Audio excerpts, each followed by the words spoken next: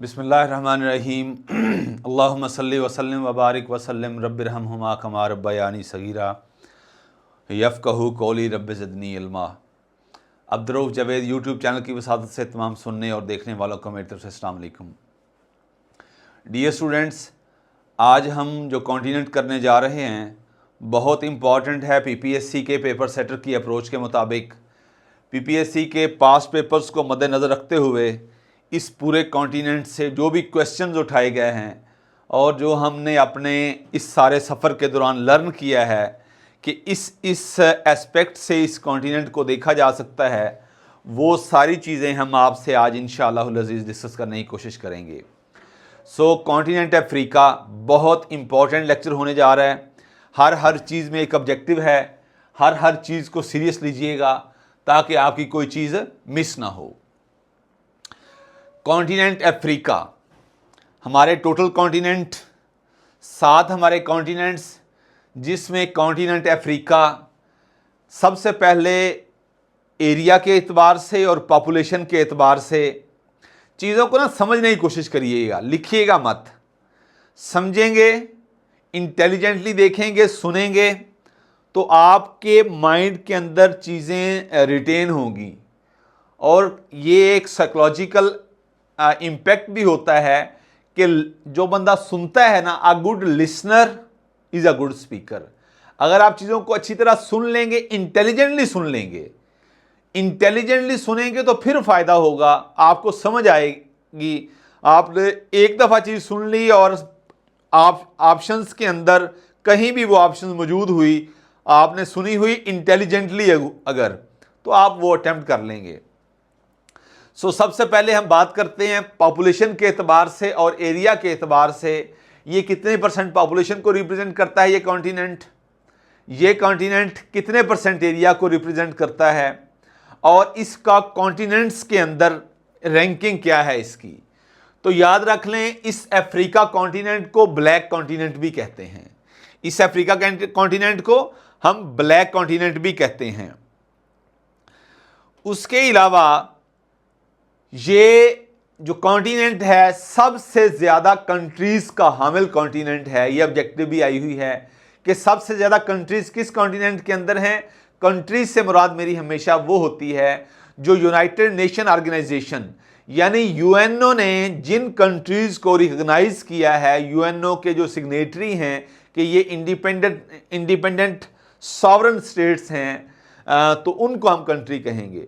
सबसे ज़्यादा कंट्रीज़ वाला जो कॉन्टिनेंट है वो कॉन्टिनेंट अफ्रीका ही है। इसको ब्लैक कॉन्टिनेंट कहते हैं और जो यूएनओ की रिकॉग्नाइज्ड स्टेट्स हैं वो 54 स्टेट्स हैं। 54 कंट्रीज़ जो हैं वो इस कॉन्टिनेंट के अंदर हैं। अब पॉपुलेशन के एतबार से अगर बात करें तो ये सेकंड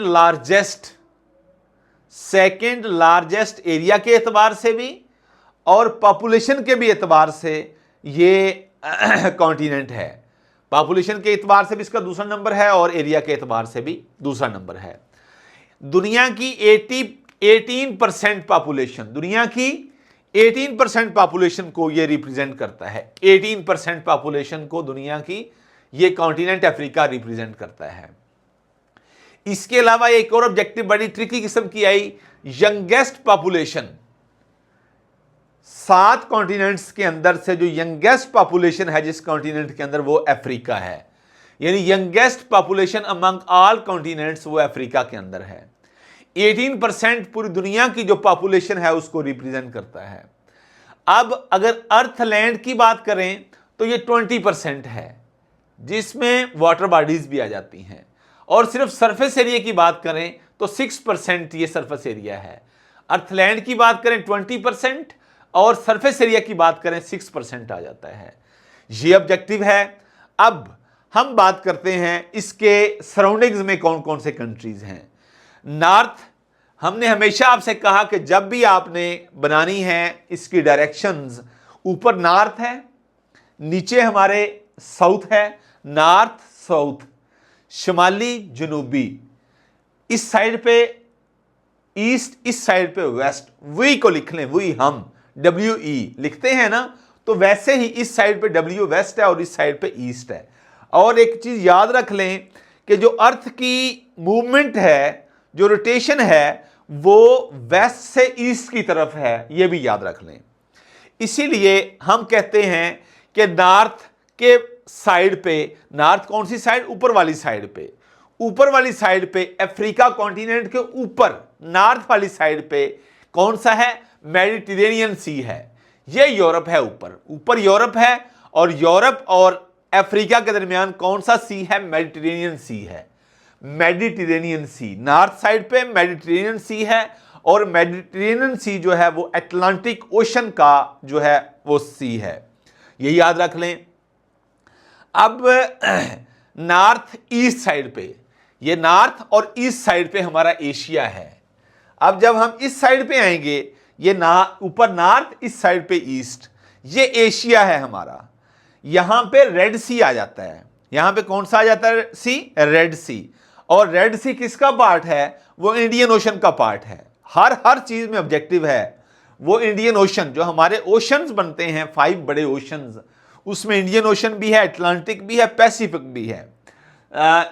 आप ये देखिए, ये 3 बड़े मैंने ओशंस की बात की। अब ये जो रेड सी है, ऊपर मैंने कहा नॉर्थ साइड पे कौन सा है? मेडिटेरेनियन सी है। और मेडिटेरेनियन सी किसका पार्ट है? अटलांटिक ओशन का पार्ट है, वो ऊपर गया यूरोप वाली साइड पे, यूरोप और अफ्रीका के दरमियान। यहां पे स्ट्रेट ऑफ जिब्राल्टर था, कल हमने पढ़ा था। अब हम बात करते हैं नॉर्थ ईस्ट साइड पे, यानी अफ्रीका कॉन्टिनेंट के नॉर्थ ईस्ट साइड पे जो हमारे पास वाटर बॉडी आती है, वो रेड सी की आती है। और रेड सी किसका पार्ट है? वो इंडियन ओशन का, बहरा हिंद का उसका पार्ट है, उसका पार्ट है इंडियन ओशन का। रेड सी को उर्दू में बहरा अहमर कहते हैं, अहमर, बहरा अहमर। और इंडियन ओशन हम कहते हैं बहरे हिंद, उसको बहरे हिंद कहते हैं। ये इस साइड पे नॉर्थ ईस्ट साइड पे रेड सी, ऊपर नॉर्थ साइड मेडिटेरेनियन सी। अब यहां पे ये चीज याद रख लें, यहां पे वो कौन सा कंट्री है जो नॉर्थ ईस्ट साइड पे है एशिया का? वो है इजिप्ट।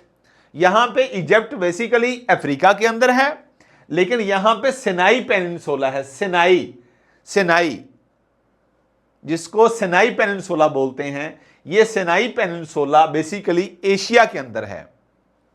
तो यहां पे सुइज कैनाल बनी। सुइज कैनाल किसकी टेरिटरी में बनी? इजिप्ट की टेरिटरी में बनी।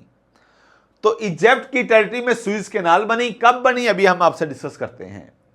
और ये रेड सी और ऊपर मेडिटेरेनियन सी को मिलाती है। ये यहां से यूरोप और एशिया को भी सेपरेट करती है, अफ्रीका को भी और एशिया को भी सेपरेट करती है। अब रेड सी भी एशिया को और अफ्रीका को सेपरेट कर रहा है, यह चीज आ गई। अब हम आ जाते हैं साउथ ईस्ट साइड पे। देखें, हमने ये नीचे साउथ है और ईस्ट साइड पे, इस साइड पे मैं आ रहा हूं। यहां पे हमारे पास आ जाता है अरेबियन प्लेट आ जाती है और इंडियन ओशन आ जाता है। देखिए, मैंने ऊपर रेड सी की बात की, जब मैंने नॉर्थ ईस्ट की बात की, रेड सी जो किसका पार्ट है? इंडियन ओशन का ही पार्ट है। अब जो यहां पे हम आप देखें कि इस साइड पे, ये नीचे साउथ है, और इस साइड पे साउथ ईस्ट साइड पे तो हमारे पास ये अरेबियन प्लेट है, और वहां उसके ऊपर अरेबियन प्लेट के ऊपर हमें इंडियन ओशन नजर आता है, बहरे हिंद जिसे कहते हैं, वो आ गया। वाटर बॉडीज याद हो जानी चाहिए। ऊपर मेडिटेरेनियन सी यूरोप वाली साइड पे, इस साइड पे एशिया आ गया, रेड सी आ गया। एशिया, रेड सी और मेडिटेरेनियन सी को कौन मिला रहा है? सुइज कैनाल मिला रही है। अब यहां से नीचे साउथ और साउथ ईस्ट, इस साइड पे हमारे पास क्या चीज आ जाती है? हमारे पास इंडियन ओशन आ जाता है। अब वेस्ट साइड पे देख लें, वेस्ट साइड, ये वेस्ट साइड आ गई, वी, WE, वही इस साइड पे आ जाए, W साइड पे। यहां पे अटलांटिक ओशन है, अटलांटिक ओशन है, ओकेनूस, अटलांटिक ओशन है, अटलांटिक ओशन। मेडिटेरेनियन सी भी इसी का ही पार्ट है, ये अटलांटिक ओशन आ गया हमारे पास। और इसके अलावा यही मेन चीजें थी। एशिया, मेडिटेरेनियन सी का बता दिया, अरेबियन सी का बता दिया, अटलांटिक ओशन का बता दिया। North, north east, south east और वेस्ट, ये चीजें हमारे पास आ गई। ये आपको सराउंडिंग समझ आ गई कि अफ्रीका की सराउंडिंग्स में नॉर्थ में क्या है, साउथ में क्या है, और ईस्ट में क्या है, और वेस्ट में क्या है, ये चीजें आ गई। अब यहां पे हम जो चीजें डिस्कस करेंगे, हमारे सामने जो कंट्रीज हैं, ये जो मैंने ये हमारे आपके सामने ये ब्लू कलर में ये जो सर्कल बना हुआ है, ये कॉन्टिनेंट अफ्रीका को बेसिकली रिप्रेजेंट कर रहा है। ये सारा यहां से ये कॉन्टिनेंट अफ्रीका है, ये सारा मैप। बड़ी अरक्रेजी की गई है इसको बनाते हुए, हर चीज इंशाल्लाह मैं समझाने की कोशिश करूंगा। यहां पे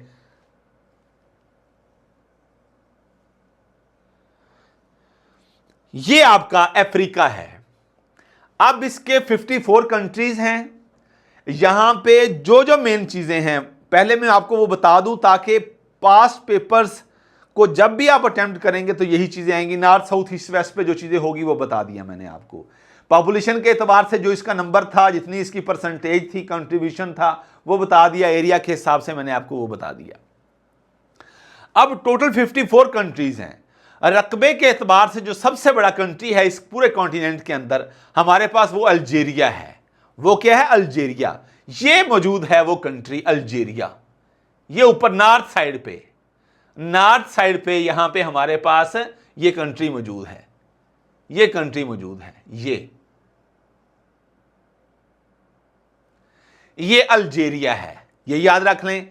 अब जो मैंने कहा रकबे के एतबार से ये सबसे बड़ा मुल्क है अल्जीरिया, और आबादी के एतबार से जो सबसे बड़ा मुल्क है वो हमारा नाइजीरिया है।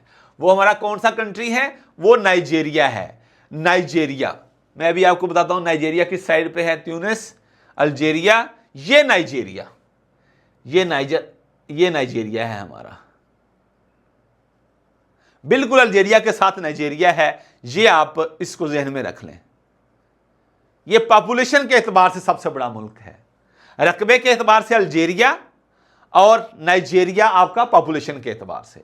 अब ये तो बड़ा हो गया। अब मैं सबसे छोटी की बात करने लगा हूं, जो पॉपुलेशन के एतबार से नहीं, रकबे के एतबार से जो इसका सबसे छोटा कंट्री है वो याद रख लें, वो सिचिलस है। सिचिलस, SYCHELLES, सिचिलस। याद रख लें कि सिचिलस जो है ये एक आइलैंड कंट्री है। आइलैंड मैंने आपको बताया था कि आइलैंड उसे कहते हैं ऐसा खुश्की का टुकड़ा जिसके चारों साइड पे पानी हो, और अगर 3 साइड पे पानी हो और 1 साइड पे खुश्की हो तो वो पेनिनसुला बन जाता है। ये चारों साइड पे इसको पानी ने कवर किया हुआ है, तो इसलिए हम इसको क्या कहेंगे? इसको हम कहेंगे आइलैंड। तो रकबे के एतबार से जो अफ्रीका कॉन्टिनेंट का जो सबसे छोटा मुल्क है वो सिचिलस है। सिचिलस, और ये सिचिलस ये कंट्री वाकया है। सिचिलस, ये सिचिलस है, और सिचिलस का कैपिटल विक्टोरिया है। विक्टोरिया, सिचिलस का कैपिटल विक्टोरिया है। याद रख लें 2 आइलैंड कंट्रीज आपको यहां पे नजर आएंगे, एक मडगास्कर और दूसरा सिचिलस। मडगास्कर भी इंडियन ओशन के अंदर है, याद रख लें, और जो आपका सिचिलस है वो भी इंडियन ओशन के अंदर है, ये याद रख लें। मडगास्कर भी ये आइलैंड है और सिचिलस भी आइलैंड है। मडगास्कर जो है दुनिया का चौथा बड़ा आइलैंड है, और अगर अफ्रीका की बात करें तो अफ्रीका के अंदर जो सबसे बड़ा आइलैंड है वो यही मडगास्कर ही है। और मडगास्कर का जो कैपिटल, जिस तरह मैंने सिचिलस का कहा विक्टोरिया है कैपिटल, अब मडगास्कर का एनाटेनेरियो, एंटा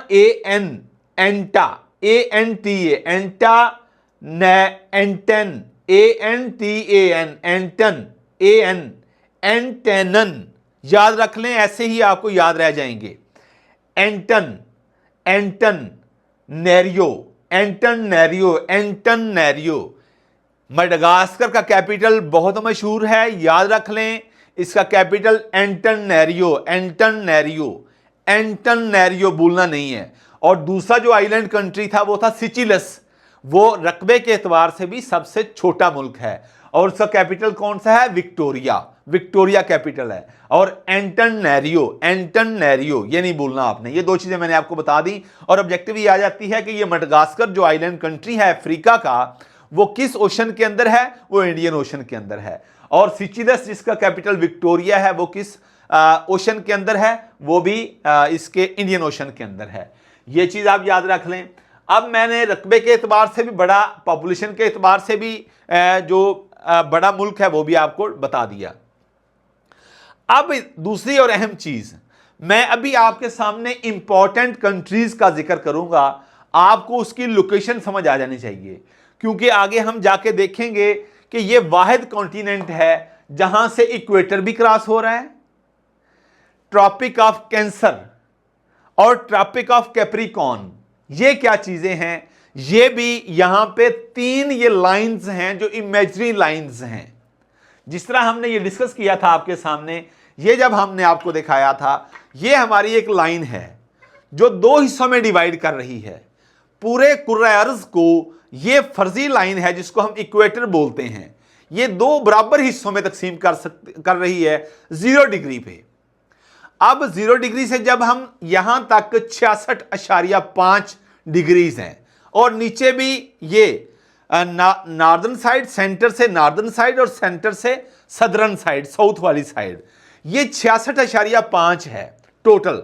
अब इस हाफ को भी 2 हिस्सों में तकसीम किया गया है। ये जो लाइंस हैं, लेटी हुई लाइंस हैं, लैटिट्यूड्स बोलते हैं इन्हें। ये 0 डिग्री लैटिट्यूड पे खड़ी है ये लाइन, जिसको हमने इक्वेटर बोला। हमने जब साउथ अमेरिका पढ़ा तो हमने देखा ECB, Ecuador, Colombia, Brazil. South America ये था। साउथ अमेरिका के ये 3 कंट्रीज थे जहां से इक्वेटर पास हो रहा था। अब ये साउथ अमेरिका है। अब ऐसे मूव करेगी ये वेस्ट टू ईस्ट, जो हमारी अर्थ है मूव करेगी, तो यहां पे हमारा आ जाता है ये अफ्रीका, ऊपर हमारा यूरोप है, इस साइड पे हमारा एशिया आ जाएगा। अब आप ये देखें, मैं इक्वेटर की बात करने लगा हूं। मैंने एक बहुत बड़ी ऑब्जेक्टिव आपसे शेयर की है कि ये अफ्रीका कॉन्टिनेंट वाहिद कॉन्टिनेंट है जहां से तीनों जो लाइंस हैं वो गुजर रही हैं। तीनों लाइंस कौन सी? पहली लाइन का मैंने ये जिक्र किया, इक्वेटर। मैंने जिस तरह आपको बताया साउथ अमेरिका से अब अफ्रीका की तरफ आया, वहां पे 3 कंट्रीज थे, यहां पे 7 कंट्रीज हैं जहां से इक्वेटर गुजर रहा है। 7 कंट्री अभी मैं आपको बताता हूं, ये पहले ये सुन लें। Sao Tomé and Principe, Sao Tomé and Principe, Sao Tomé and Principe ये कंट्री है। अभी मैं आपको जब लोकेशन वाइज बताऊंगा तो ये याद रखना यहां पे वाकया है। Sao Tomé and Principe number 1, Gabon number 2, Gabon number 2, अभी आपको मैं उसकी पोजीशन भी बता दूंगा, Gabon. Number 3 Republic of कंगो, RC and DRC, ये 2 मुल्क हैं, एक गैबन, एक साओ टोम एंड प्रिंसिपी, दूसरा गैबन, तीसरा रिपब्लिक ऑफ कंगो, चौथा डेमोक्रेटिक रिपब्लिक ऑफ कंगो, 5वां युगांडा, छठा कीनिया एंड सोमालिया। ये 7 कंट्रीज हैं जहां से ये इक्वेटर पास हो रहा है, ये इक्वेटर दरमियान वाली लाइन। अब मैंने कहा कि ये वाहिद कॉन्टिनेंट है जहां से 3 इमेजिनरी लाइन गुजर रही। एक तो समझ आ गई, इक्वेटर हम उसे बोलते हैं जो इस पूरे कुर्रा अर्ज को 2 हिस्सों में बराबर तकसीम करे। फर्जी लाइन है, एक इमेजिनरी लाइन है, वो 0 डिग्री लैटिट्यूड पे पड़ी होती है। अब 0 डिग्री लैटिट्यूड से ऊपर नॉर्थ तक 66.5 डिग्री है लैटिट्यूड्स, और यहां पे भी 66.5 है लैटिट्यूड्स। अब जब इन दोनों को डिवाइड करते हैं वो 23.5 और 23.5 हमारे सामने बनता है। अब इसको यानी इक्वेटर से ऊपर नॉर्थ तक, इसको जब 2 हिस्सों में डिवाइड करेंगे तो जो पहली लाइन ऊपर वाला नॉर्थ पोल हो गया, ये इक्वेटर हो गया। इक्वेटर और नॉर्थ पोल के दरमियान जो एक लाइन बनती है 23.5 डिग्री पे ऊपर नॉर्थ वाली साइड पे, उसको ट्रॉपिक ऑफ कैंसर बोलते हैं। ट्रॉपिक ऑफ कैंसर बहुत इंपॉर्टेंट ऑब्जेक्टिव है। ये इक्वेटर से नॉर्थ वाली साइड पे जब जाएं, इक्वेटर से नॉर्थ तक, इक्वेटर 0 डिग्री लैटिट्यूड पे है, इस 0 डिग्री से जब हम इस नॉर्थ वाली साइड पे आते हैं तो टोटल ये कितना डिस्टेंस हो गया? 66.5। इसको हम हाफ करें 23.5 है। 23.5 डिग्री लैटिट्यूड पे जो लाइन बनती है वो भी इधर से अफ्रीका के अंदर से गुजर रही है। उसको क्या नाम दिया गया? ट्रॉपिक ऑफ कैंसर का नाम दिया गया। ऐसे ही जब इस 0 डिग्री लैटिट्यूड यानी इक्वेटर से साउथ की तरफ, ये नीचे की तरफ जाएंगे, ये हमारे सामने पड़ा है, ये हमारा अफ्रीका है। जब हम नीचे आएंगे तो यहां से जो 66.5 बना टोटल, और इसको 2 हिस्सों में डिवाइड किया तो वो हमारा 23.5 बना। अब ये जो नीचे लाइन है जिसको ऊपर हमने हाफ किया तो कहा ट्रॉपिक ऑफ कैंसर, जब ये साउथ की तरफ आएंगे तो उसको कहेंगे ट्रॉपिक ऑफ कैप्रिकॉर्न। रिपीट कर रहा हूं, इक्वेटर 0 डिग्री लैटिट्यूड से जब हम साउथ की तरफ आएंगे तो हमारा जो 23.5 पे जो लाइन बनेगी उसको ट्रॉपिक ऑफ कैप्रिकॉर्न कहेंगे। सो ये वाहिद कॉन्टिनेंट है जहां से तीनों इमेजिनरी लाइन गुजरती हैं, वो अफ्रीका कॉन्टिनेंट है। और कौन कौन सी? Tropic of cancer, tropic of Capricorn and equator. मैंने 7 कंट्रीज आपको बता दिए। कौन से? South Tome and Principe, Gabon, Republic of Congo, Democratic Republic of Congo, Uganda, Kenya and Somalia. ये 7 कंट्रीज हैं जहां से इक्वेटर गुजरता है। नीचे से इसके ट्रॉपिक ऑफ कैप्रिकॉर्न हो जाएगा साउथ वाली साइड पे, और जब नॉर्थ वाली साइड पे जाएंगे तो ये हमारा हो जाएगा ट्रॉपिक ऑफ कैंसर। ये चीज हो गई याद, ये आपने बिल्कुल नहीं भूलना, ये मैंने बता दिया ऊपर आपको। ये 3 लाइंस हैं जो जहां से गुजर रही हैं, tropic of Capricorn, tropic of cancer और इक्वेटर। ये होगी चीज। अब बाकी चीजें डिटेल में डिस्कस करने से पहले आप इनकी लोकेशन देख लें। लोकेशन अगर आपको एक दफा समझ आ जाएगी तो चीजें आसान हो जाएंगी। हम इस साइड पे चलते हैं। ये सबसे पहले आप देखें कि यहां पे इजिप्ट आ जाता है। ये इजिप्ट है हमारा। ये इजिप्ट किस साइड पे आया? हमने कहा कि नॉर्थ ईस्ट साइड पे। नॉर्थ ईस्ट साइड पे हमारा क्या आया? इजिप्ट आया, जो जहां पे इन दोनों के दरमियान हमारा मेडिटेरेनियन सी है, और इस साइड पे रेड सी है, जो नीचे हमारा ईस्ट साइड पे आ जाता है। और रेड सी हमने कहा किसका पार्ट है? इंडियन ओशन का पार्ट है। यहां पे जो पहला कंट्री है उसको हमने इजिप्ट का नाम दिया। इजिप्ट का कैपिटल याद रख लें, साथ ही मैंने कैपिटल्स भी लिखे हैं ताकि आपको साथ साथ याद होते जाएं। कायरो, इजिप्ट का कायरो है। और इसके नीचे हमारे सामने आता है डी जिबूती। यहां पे 4 कंट्रीज बहुत इंपॉर्टेंट हैं। ये इसको कहते हैं हॉर्न, सींग को कहते हैं हॉर्न ऑफ अफ्रीका।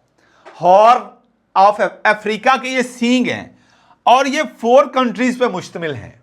ये बड़ी इंपॉर्टेंट ऑब्जेक्टिव है जो आपको फाइनल में भी पूछी जाएगी। फाइनल इंटरव्यू पैनल के मेंबर्स भी पूछ सकते हैं, साइकोलॉजिकल में भी, रिटन में भी सवाल आ जाता है कि इनमें से कौन कौन से कंट्री या इनमें से कोई कंट्री जो नीचे दिया गया है वो हॉर्न ऑफ अफ्रीका में शामिल है या नहीं है। सो हॉर्न ऑफ अफ्रीका में 4 कंट्रीज हैं। सबसे पहले हमारे पास आता है सोमालिया। सोमालिया ये है, ये हॉर्न बना हुआ है एक हमारे सामने, ये लाइक हॉर्न अलहदा आगे निकला हुआ है। ये हॉर्न है। इस साइड पे हमारा एशिया है और इस साइड पे हमारा इंडियन ओशन है। इंडियन ओशन के ऐसे अलहदा सी एक चीज बनी हुई है, इसको हॉर्न ऑफ अफ्रीका बोलते हैं। 4 कंट्रीज है। सबसे पहले सोमालिया आ गया। सोमालिया कैपिटल याद रख लें मोगादेशो, मोगा MOGADAISHU, मोगादेशो, ये आ गया। साथ इसके है एथोपिया, मोगादेशो के साथ एथोपिया बिल्कुल इसके साथ है, ये आपका एथोपिया है, ये इसी के साथ है हॉर्न का। ये भी दूसरा कंट्री है। पहला सोमालिया मोगादेशो, दूसरा एथोपिया अदीस अबाबा, अडीस अबाबा ADDISABA अबाबा। दूसरा ये हो गया। हॉर्न ऑफ अफ्रीका के 4 मुल्क हैं। सबसे पहले सोमालिया जिसका कैपिटल मोगादेशो, ये हमारे पास सोमालिया है। इसके साथ हमारे पास एथोपिया है जिसका एडिस अबाबा। तीसरा हमारे पास एरिटेरिया, ऊपर ये एरिटेरिया है हमारा, ये एरिटेरिया है, ये एरिटेरिया। एरिटेरिया कैपिटल हमारे पास आता है अस्मारा, एरिटेरिया का अस्मारा। और 4th वन जो कंट्री है जो हॉर्न ऑफ अफ्रीका में शामिल है दैट इज डी जिबूती। ये है डी जिबूती बिल्कुल सोमालिया के साथ। डी जिबूती का कैपिटल भी डी जिबूती सिटी है। पानी थोड़ा सा देने, डी जिबूती सिटी। रिपीट कर रहा हूं, ऊपर मैंने बात चलाई अपनी इजिप्ट से। कायरो, कायरो के साथ मैंने कहा ऊपर क्या है? मेडिटेरेनियन सी है, नीचे हमारा क्या है? रेड सी है। इन दोनों के दरमियान सुइज कैनाल बनी हुई है। ये सनाई और सुइज कैनाल, सनाई और इजिप्ट, इस साइड पे सनाई माउंटेन्स हैं, सनाए। शुक्रिया।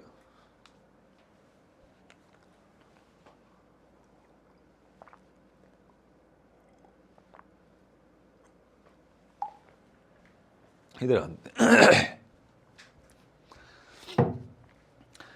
हॉर्न ऑफ अफ्रीका 4 कंट्रीज हैं, सोमालिया, एथियोपिया, एरिट्रिया, जिबूती। ये आपने बिल्कुल नहीं बोलने। सोमालिया का कैपिटल मोगादिशो, एथियोपिया का अदीस अबाबा, एरिट्रिया का हमारे पास अस्मारा, जिबूती का जिबूती सिटी। ये 4 कंट्रीज हैं जो हॉर्न ऑफ अफ्रीका बनाते हैं, अफ्रीका के सींग बनाते हैं, किस साइड पे, इंडियन ओशन के अंदर। ये आपको नहीं भूलने चाहिए। मैंने बता दिया, ऊपर इजिप्ट, नीचे हॉर्न ऑफ अफ्रीका के 4 कंट्रीज आ गए। अब इसके साथ बिल्कुल कीनिया है।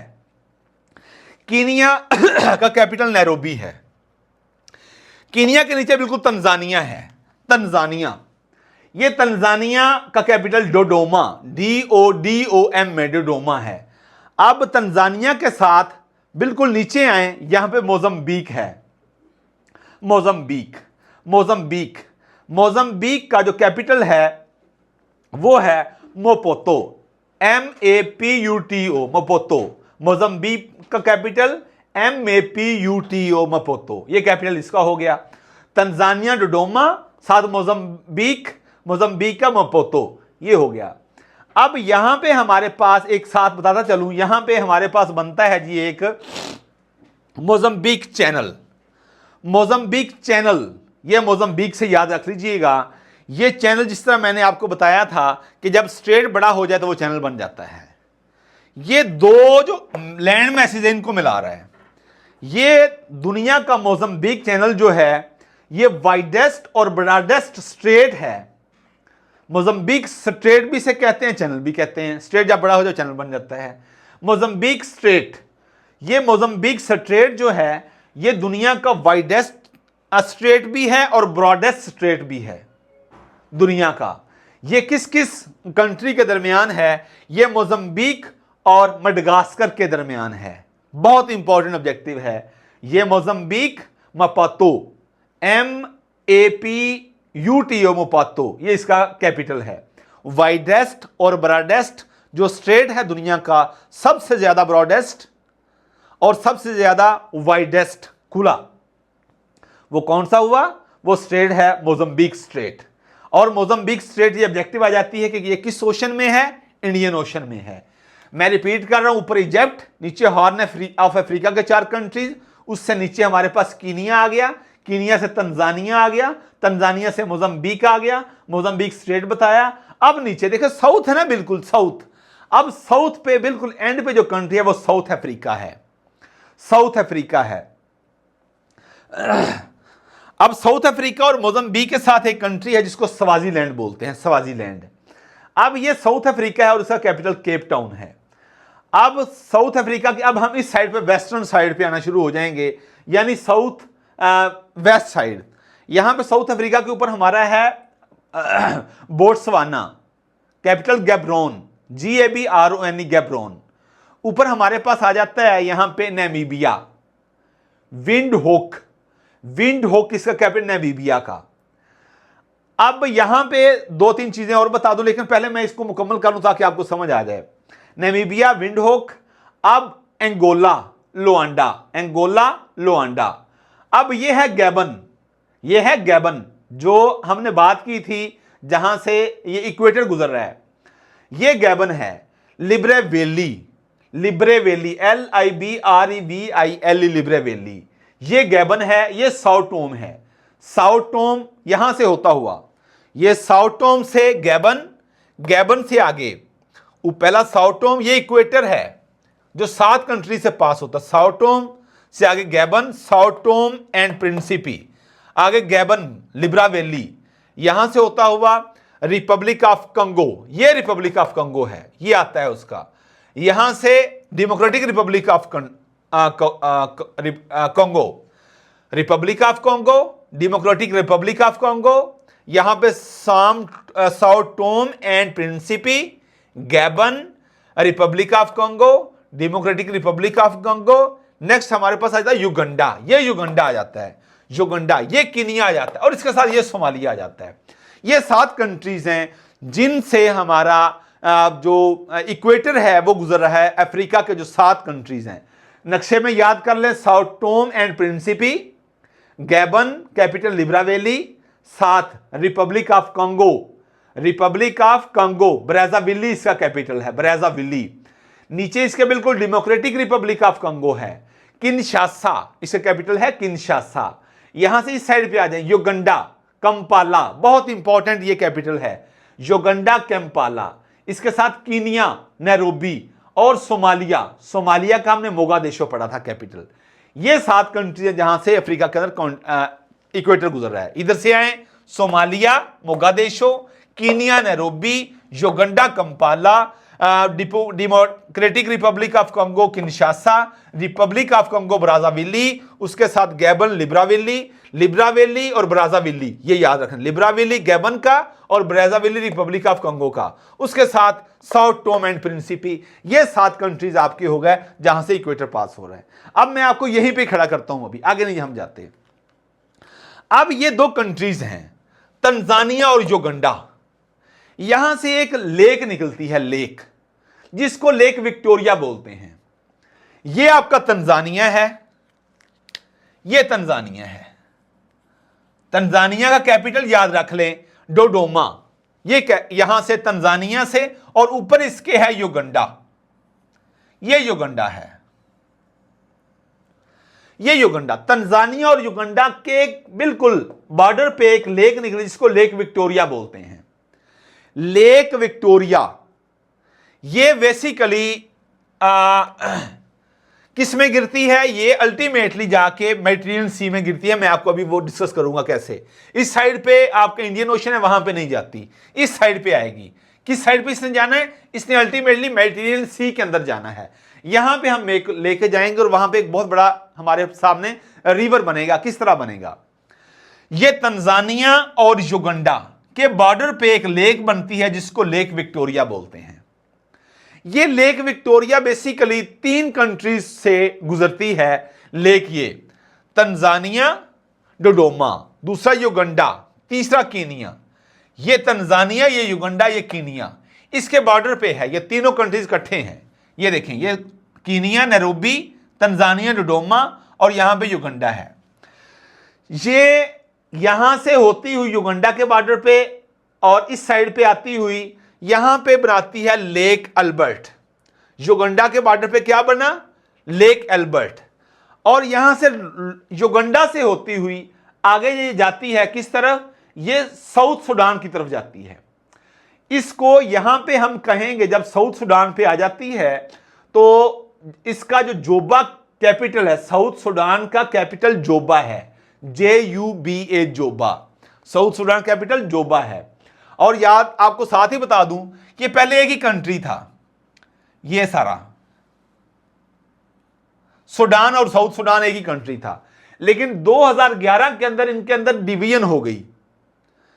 ये बहुत इंपॉर्टेंट ऑब्जेक्टिव है। ये साउथ सुडान कब मर्ज वजूद में आया? 2011 में, जिसका कैपिटल है जोबा। और ये जोबा किस जो है रिवर है उसके किनारे पे है। ये जब लेक विक्टोरिया तंजानिया, युगंडा और कीनिया से होती हुई यहां पे बॉर्डर से होती हुई साउथ सुडान पहुंचती है तो इसको व्हाइट नाइल कहते हैं। रिवर नाइल नहीं अभी कहेंगे, इसको व्हाइट नाइल कहते हैं। व्हाइट नाइल कहां से शुरू होता है? लेक विक्टोरिया से। और वो कहां शुरू होती है? वो तंजानिया और युगंडा के बॉर्डर पे। कीनिया भी इसमें शामिल है जहां से ये क्रॉस करती है। यहां से ये ओरिजिनेट होती है, इसका नुक्ता आगाज यहां से है, तंजानिया और युगंडा के बॉर्डर पे। कीनिया, तंजानिया और युगंडा से होती हुई साउथ सुडान पे जाती है। कैपिटल रिपीट कर रहा हूं, तंजानिया डोडोमा, ऊपर युगंडा कंपाला, और यहां साउथ सुडान की तरफ जाती है। तो इसको फिर क्या नाम दिया जाता है? यहां पे लेक एल्बर्ट भी बन जाती है, उसमें शामिल हो जाती है। लेक विक्टोरिया 3 कंट्रीज को क्रॉस करते हुए युगंडा के बॉर्डर से और साउथ सुडान की तरफ जाते हुए लेक एल्बर्ट में शामिल हो जाती है। और जब ये साउथ सुडान पे पहुंचती है तो इसका जो कैपिटल है जोबा, इसी रिवर के बैंक के ऊपर है, किनारे के ऊपर है, जिसको व्हाइट नाइल कहते हैं। White Nile, जूबा। और ऊपर से एक और लेक है जिसको लेक टाना बोलते हैं। लेक टाना बेसिकली ये एथियोपिया के अंदर है। ये ऑब्जेक्टिव आती है कि लेक टाना कहां वाक़या है, कहां से ओरिजिनेट होती है? एथियोपिया से ये शुरू होती है। लेक टाना एथियोपिया शुरू होती है और साथ ही इसके जो नीचे है वो एक रिवर भी है जिसको हम कहते हैं एबे रिवर, ABAY, जो नैरोबी से शुरू होता है, एबे रिवर। ये युगांडा और कीनिया से ये शुरू होता है, उसको कहते हैं एबे रिवर। लेकिन हम एबे रिवर को छोड़ देते हैं, आपको यह पता होना चाहिए कि ये बेसिकली कीनिया के अंदर है एबे रिवर। लेकिन यहां पे हम किस लेक की बात कर रहे हैं? लेक टाना की बात कर रहे हैं। लेक टाना का नुक्ता आगाज कहां से है? कीनिया से है, कीनिया से, नैरोबी कीनिया से है, सॉरी एथोपिया से है। ये आपका एथोपिया है, ये एथोपिया है आपका, यहां से ओरिजिनेट होती है और इस एथोपिया से ये सूडान की तरफ जाती है, सूडान की तरफ। सूडान का कैपिटल है खर्तूम, और इसको जब खर्तूम में शामिल होती है तो इसको कहते हैं ब्लू नाइल, इसको कहते हैं ब्लू नाइल। वो व्हाइट नाइल था जो लेक विक्टोरिया से शुरू हुआ था, तंजानिया और युगांडा वाली साइड से, उसको हम व्हाइट नाइल कहा। जब वो इसके साथ लेक एल्बर्ट के साथ मिली, लेक विक्टोरिया किस तंजानिया युगांडा से होती हुई, कीनिया से होती हुई, जब लेक एल्बर्ट के साथ मिली और साउथ सूडान गई तो हमने इसको क्या नाम दिया? व्हाइट नाइल का। जब लेक टाना जो शुरू हुई एथोपिया के अंदर से और फिर सूडान के कैपिटल खर्तूम से गुजरी तो इसको नाम दिया हमने ब्लू नाइल का, ब्लू नाइल। और यहां से ये दोनों इकट्ठे हो जाते हैं खर्तूम के अंदर। खर्तूम से होते हुए आगे ये इजिप्ट में जाके चले जाते हैं। इजिप्ट का जो कैपिटल है कायरो, वो भी इसी बैंक के ऊपर वाक़या है। अब जब व्हाइट और ब्लू नाइल दोनों मिलते हैं तो उसको नाइल रिवर बोलते हैं। फिर अल्टीमेटली वो कायरो का जो शहर है कैपिटल इजिप्ट का, उसके बाद साउथ सूडान, और फिर सूडान का ये सूडान का खर्तूम है कैपिटल, और साउथ सूडान का जूबा है। यहां से व्हाइट नाइल और ब्लू नाइल ये सूडान में आके मिलते हैं। यानी इधर से लेक टाना और उधर से लेक विक्टोरिया, लेक अल्बर्ट से मिलती हुई खर्तूम सूडान के कैपिटल में आके जब मिलते हैं तो इसको हम नाइल का नाम देते हैं। और ये आगे से यानी सूडान से आगे इजिप्ट की तरफ जाते हैं और वहां पे एक डैम बना हुआ है अस्वान, ASWAN, बहुत इंपॉर्टेंट ऑब्जेक्टिव है। ये अस्वान डैम किस रिवर पे है? वो रिवर नाइल पे है। और ये रिवर नाइल ऊपर चलता हुआ अफ्रीका से किस में जा गिरता है? मेडिटेरेनियन सी में जाके गिरता है। ये ऑब्जेक्टिव थी। और ये रिवर नाइल ये दुनिया का सबसे बड़ा नाइल है। रिवर नाइल ये दुनिया का सबसे बड़ा हमारा रिवर है, ये याद रख लें। इसकी जो टोटल लंबाई है रिवर नाइल की वो 6669 किलोमीटर है। 66 बल्कि 669 इसकी टोटल लेंथ कितनी है? 669। सो मैंने आपसे इस साइड पे ये चीजें डिस्कस की, ऊपर इजिप्ट को डिस्कस किया तो साथ सुइज कैनाल कर ली। अब सुइज कैनाल को भी देख लें जरा, सुइज कैनाल कब बनती है? सुइज कैनाल बेसिकली ये जमाल अब्दुल नासिर था सदर मिस्र का, इजिप्ट का ये सदर था। 1956 के अंदर ये नेशनलाइजेशन ऑफ सुइज कैनाल का इशू बना। लेकिन जब हम इससे थोड़ा पीछे जाएं, यूरोप को एशिया की तरफ जाना तो बड़ा एक लंबा चक्कर पड़ता था। इन्होंने कहा कि यहां पे सिनाई पेनिनसुला है, जहां पे हमारे पास सिनाई माउंटेन्स आती हैं, सीना, कोहे सीना, ये हमारे पास आती हैं। तो आप यहां पे रेड सी है जो इंडियन ओशन का पार्ट है, ऊपर मेडिटेरेनियन सी है जो अटलांटिक ओशन का पार्ट है, ये यूरोप है, यहां पे एशिया है, नीचे अफ्रीका है। क्यों ना हम 3 कॉन्टिनेंट्स को जोड़ने वाली एक ऐसी लाइन यहां पे बना लेते हैं। तो ये बर्तानिया, अमेरिका, फ्रांस जो बड़ी बड़ी डेवलप कंट्रीज थे उन्होंने मिलकर बनाई ताकि इनका पानी के अंदर जो इसका रूट है वो बनाया जा सके। तो इन्होंने एक अपना नेवल रूट बनाया। तो ये सुइज कैनाल कब बनती है? ये ऑब्जेक्टिव बहुत इंपॉर्टेंट है। ये 1859 में शुरू होती है और 1869 में ये कंप्लीट होती है। 1859 में आगाज होता है इसी कंस्ट्रक्शन का, सुइज कैनाल का। ये सिनाई पेनिनसुला और इजिप्ट को जोड़ती है, इसके दरमियान वाक़ है, सिनाई पेनिनसुला और इजिप्ट के दरमियान। ये आपका इजिप्ट है जो किसके अंदर है? अफ्रीका के अंदर है। और सिनाई जो माउंटेन्स हैं वो किसके अंदर है? वो सऊदी अरेबिया का और एशिया का पार्ट है। यहां पे ये देखें, ये सारा आपका एशिया है, ये दरमियान में सुइज कैनाल है, ये सुइज कैनाल है दरमियान में, और ऊपर आपका रिवर नाइल है, उसकी टोटल लेंथ मैंने 6669 बताई। ये सारा मैं रिवर नाइल का बैकग्राउंड बता दिया, हॉर्न ऑफ अफ्रीका का बता दिया। अब सुइज कैनाल की बात कर रहे हैं। सुइज कैनाल इजिप्ट और सिनाई जो माउंटेन्स हैं इनके दरमियान वाक़या है। इजिप्ट है अफ्रीका के अंदर और सिनाई जो पेनिनसुला या माउंटेन्स है वो सऊदी अरेबिया यानी एशिया के अंदर है। सो हम कह सकते हैं सुएज कैनाल जो है सॉरी ये अफ्रीका और एशिया को भी सेपरेट कर रही है और मिला भी रही है। ये हो गया 1859 में ये आगाज होता है इसका। ये मैं मल्टीपल टाइम्स अटेम्प्ट कर चुका हूं ये ऑब्जेक्टिव, बहुत important. Suez canal SUEZ Suez canal जो 1859 में आगाज होता है, इसका कंस्ट्रक्शन शुरू होती है और 1869 में इसकी कंस्ट्रक्शन कंप्लीट हो जाती है। इसकी लेंथ बड़ी बार पूछी गई है। इसकी जो लेंथ है वो 193 किलोमीटर है, 193 किलोमीटर इसकी लेंथ है। ये रेड सी और मेडिटेरेनियन सी को मिलाती है। ऊपर मेडिटेरेनियन सी है, नीचे रेड सी है। बहरा अहमर को मिलाती है किसके साथ? मेडिटेरेनियन सी के साथ। और मेडिटेरेनियन सी को ही हमने कहा बहरे जुल्मात, इकबाल कहता है। इन दोनों को भी आपस में मिलाती है। सो हम ये भी कह सकते हैं कि ये अफ्रीका और एशिया को भी और मिलाती है, रेड सी और मेडिटेरेनियन सी को। अफ्रीका और एशिया दोनों चीजें आ गई, अफ्रीका और एशिया, यूरोप और अफ्रीका, ये दोनों चीजें आ गई। अब यहां पे एक और ऑब्जेक्टिव भी आ जाती है। ऊपर मैंने कहा रेड सी और इंडियन ओशन, उसका पार्ट है ना इंडियन ओशन का। नीचे है हमारे पास मेडिटेरेनियन सी और ये किसका पार्ट है? नीचे जो मराकश वाली साइड भी है, ऊपर हम देखते हैं ये मराकश है और ऊपर हमारे सामने ऊपर जब हम बात करते हैं, कल हमने आइबेरियन पेनिनसुला पढ़ा था, यूरोप वाली साइड पे जब हम पढ़ा था, वहां पे पुर्तगाल है, स्पेन है, मोनाको है वगैरह हमने जो पढ़े थे। अब हम वहां पे देखा था मेडिटेरेनियन सी है, वहां पे जिब्राल्टर स्ट्रेट बनता है मेडिटेरेनियन सी के अंदर। तो हम ये भी कह सकते हैं कि मेडिटेरेनियन सी किसका पार्ट है? अटलांटिक ओशन का। और जो रेड सी है वो इंडियन ओशन का। तो हम कह सकते हैं ना कि ये सुएज कैनाल जो है इंडियन ओशन को और अटलांटिक ओशन को ही मिला रही है। ये जनरल बात कर ली, क्योंकि सी भी उसी के ही पार्ट है ना, तो इसलिए वो कंफ्यूज करता है। पीपीएससी का जो एग्जामिनर है वो कहता है ओके बच्चों ने ये तो याद कर लिया होगा कि रेड सी और मेडिटेरेनियन सी, साथ उसने इंडियन ओशन, ये उसको पता होगा जिसने गहराई के साथ चीजों को देखा होगा, इन डेप्थ देखा होगा। तो हमने ये कहा कि रेड सी किस ओशन का पार्ट है? इंडियन ओशन का पार्ट है।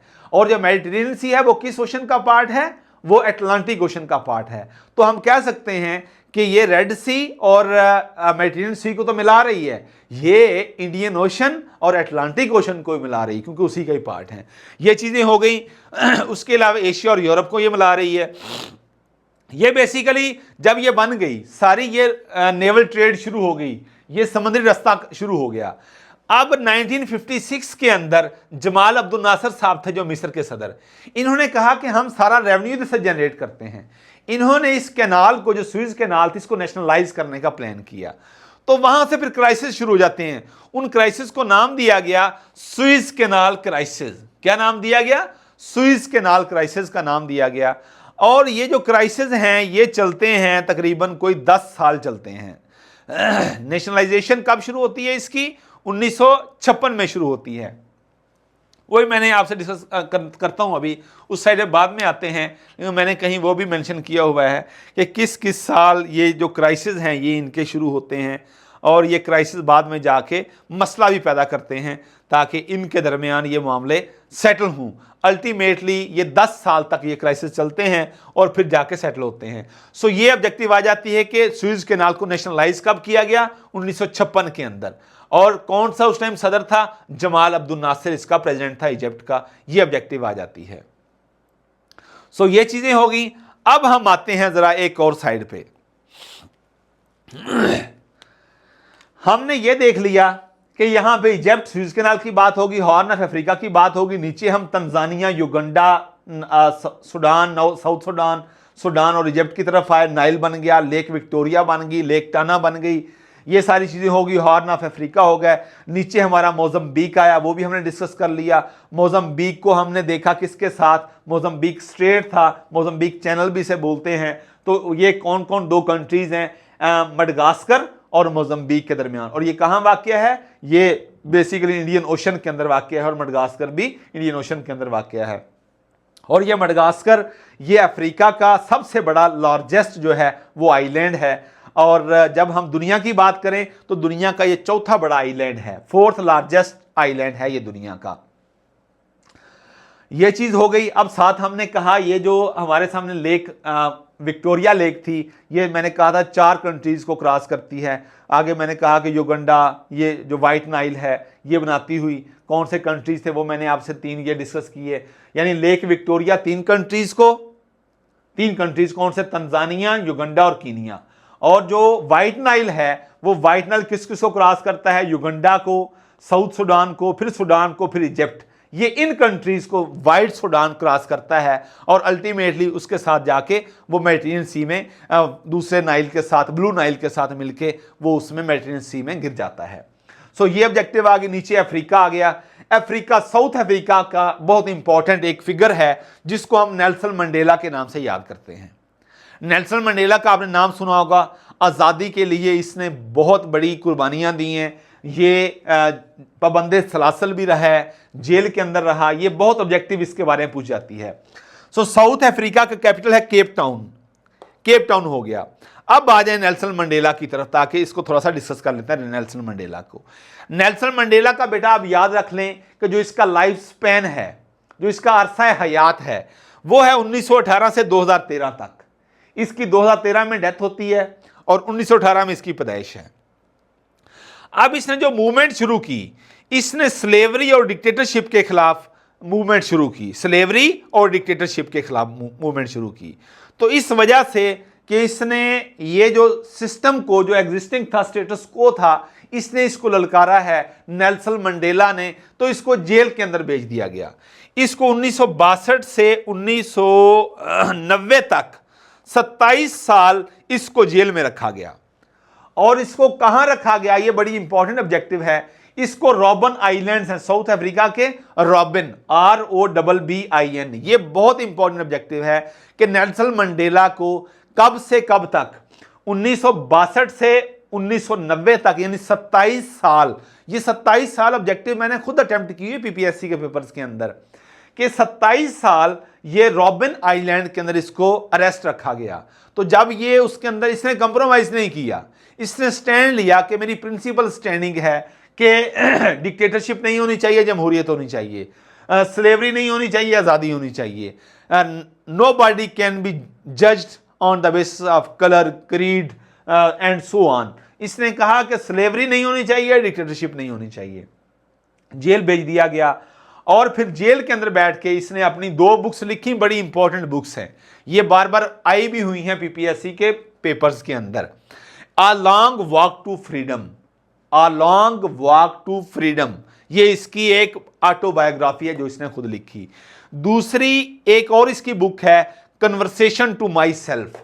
ये ऑब्जेक्टिव, ये तो बहुत बार आई है ना, एक रिनाउंड बुक है। CSS PMS करने वाले, PCS करने वाले, मुकाबले के इम्तिहानों में बैठने वाले जो लड़के हैं वो इस बुक से बखूबी आशना होते हैं। कोई किसी से पूछ ले कि नेल्सन मंडेला को कब से कब तक जो है रॉबन आइलैंड्स के अंदर रखा गया, तो आप बताएंगे, मेरा स्टूडेंट ये जरूर बताएगा कि 1962 से 1990 तक रॉबिन्स आइलैंड्स के अंदर इसको रखा गया था। और वहां पे जेल जब हुई, कितने साल, 27 साल। तो 27 सालों में इसने 2 बुक्स लिखी। एक बुक थी a long walk to freedom और दूसरी बुक थी कन्वर्सेशन टू माई सेल्फ। ये हो गया। तो ये अल्टीमेटली जब रिलीज हुआ, रिहा हुआ, तो फिर ये सदर बना। किसका सदर बना, ये साउथ अफ्रीका का सदर बना। और 1994 से लेकर 1999 तक ये सदर रहा। और फिर इसको पूरी दुनिया ने सर पे उठाया। दुनिया का एक बहुत बड़ा फिगर और मुस्तारा बना ये आज़ादी का, एक हीरो और चैंपियन के तौर पर सामने आया। तो फिर इसको 1990, 1992, 1993, 90, 92, 93, ये 3 फिगर्स आप नेल्सन मंडेला के हवाले से याद रख लें। 90 के अंदर इसको लीनन प्राइज मिल दिया गया। रशिया का जो सबसे बड़ा प्राइज है लीनन प्राइज, इसको 1990 के अंदर दिया गया जब ये रिहा हुआ। फिर 1992 के अंदर पाकिस्तान आया तो पाकिस्तान ने इसको निशाने पाकिस्तान दिया। ये ऑब्जेक्टिव बार बार आई हुई है। और 1993 में इसको नोबेल इनाम दिया गया। नेल्सन मंडेला को कब नोबेल इनाम दिया गया, 1993 में। तो ये सारी ऑब्जेक्टिव किससे रिलेटेड थी, साउथ अफ्रीका के से रिलेटेड थी। इसलिए मैंने कहा कि साउथ अफ्रीका को भी आप अच्छी तरह देख लें। अब ये सारी ईस्टर्न साइड हमने कर ली। अब हम साउथ वेस्टर्न साइड पे जाएंगे।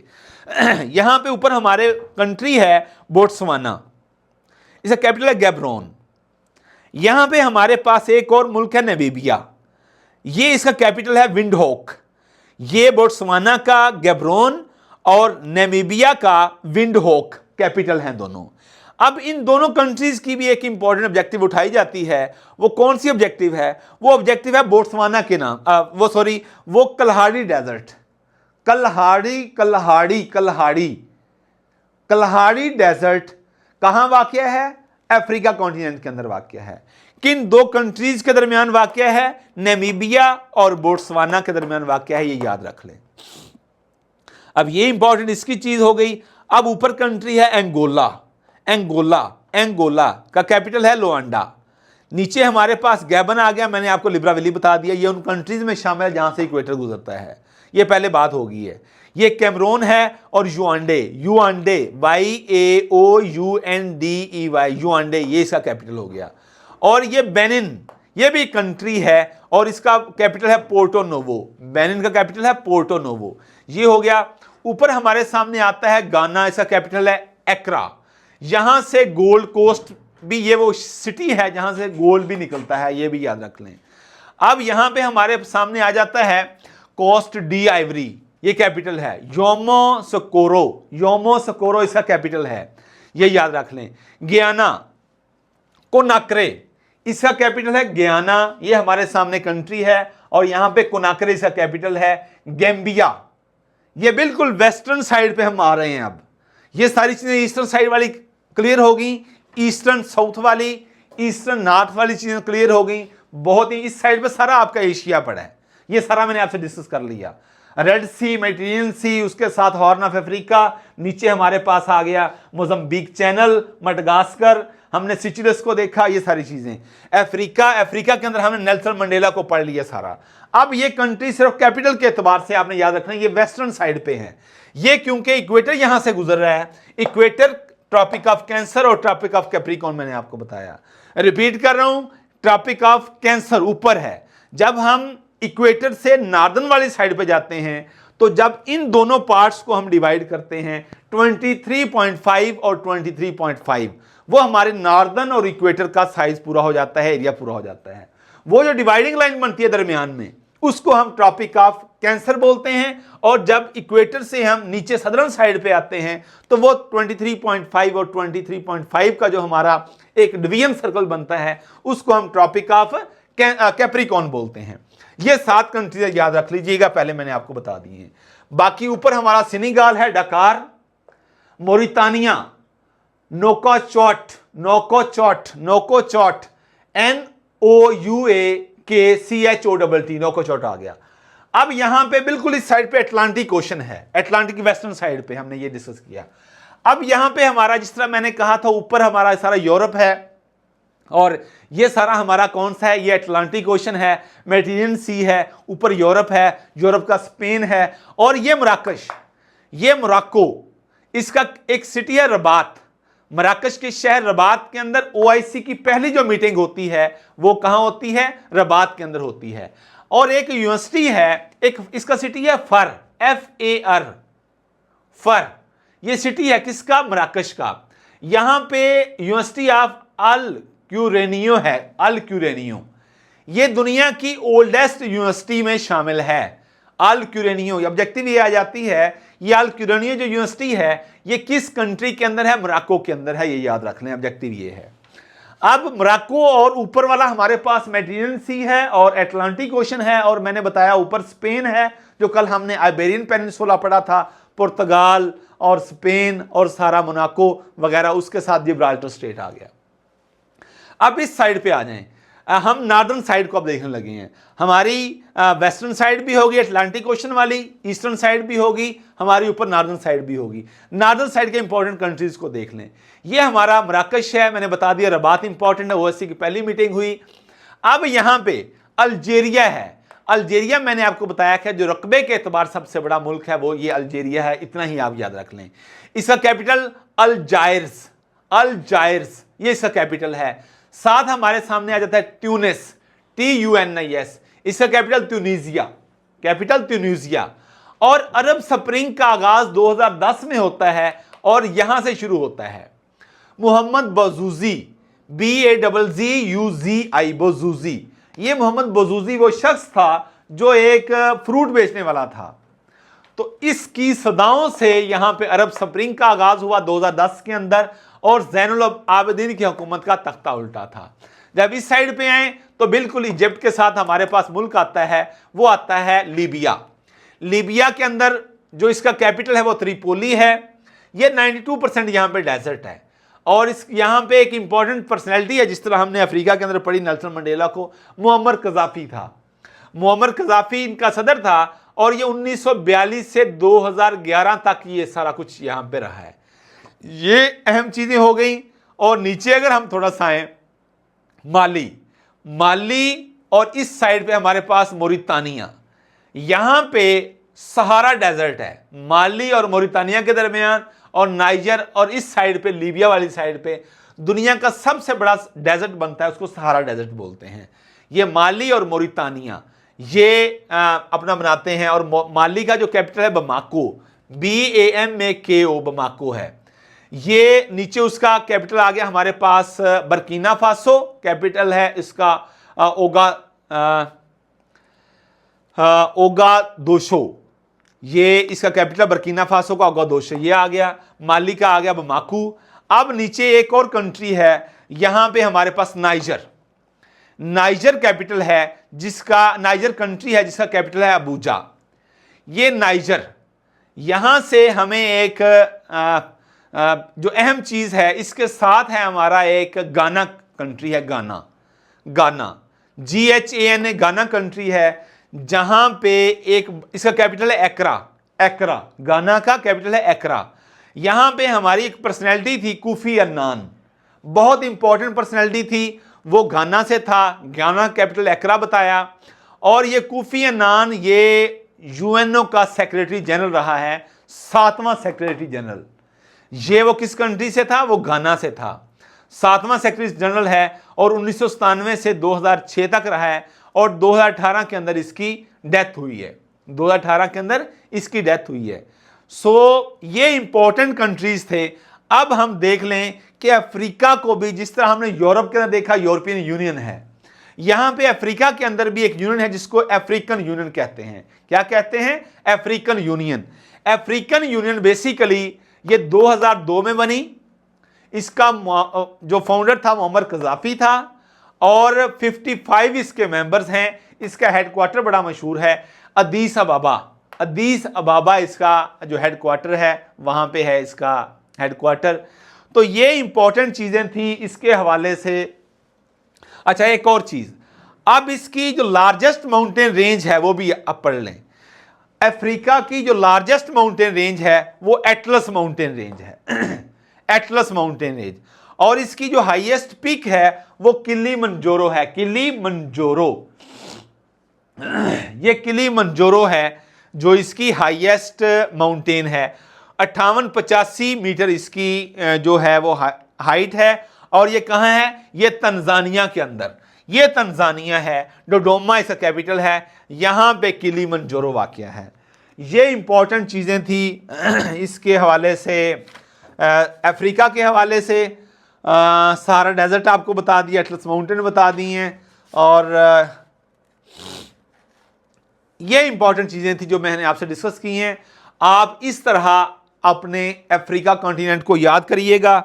ये सारी चीजें ऑब्जेक्टिव हैं बेसिकली, इनको इस तरह ही रटें, बार बार ये वीडियो सुने, आपको इंशाल्लाह कॉन्टिनेंट अफ्रीका के अंदर कोई ऐसी चीज़ नहीं रह जाएगी जो आप इसको अटेम्प्ट ना कर सकें।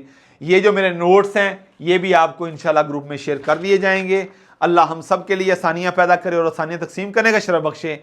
एक और चीज़, हमारा 20 से एक नया बैच शुरू होगा, वो सब इंस्पेक्टर की सीट्स आई हैं।